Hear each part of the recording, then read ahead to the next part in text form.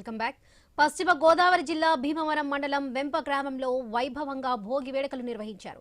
కేంద్ర మంత్రి భూపతిరాజు శ్రీనివాస్ వర్మ దంపతులు భోగి మంటలు వెలిగించి తెలుగు ప్రజలకు సంక్రాంతి శుభాకాంక్షలు తెలిపారు.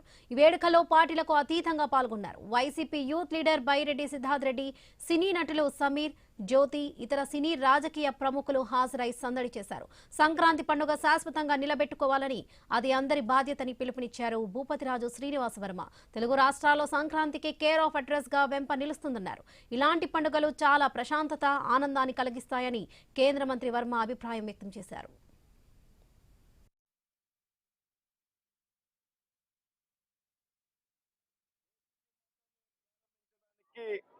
వెంప గ్రామం రావడం జరిగింది. పెద్ద ఎత్తున సంక్రాంతి వేడుకలను నిర్వహించడం ఒక ఆనవాయితీగా ఉన్నది అనేటువంటి విషయం మీ అందరికీ కూడా తెలుసు. ఈరోజు రాష్ట్రంలో, ఆంధ్ర రాష్ట్రంలో, తెలుగు రాష్ట్రాల్లో భోగి పండుగ ఎక్కడ బాగా జరుగుతుందంటే ఇమీడియట్ గా వచ్చేటువంటి సమాధానం వెంప గ్రామంలో అనేటువంటి విషయం.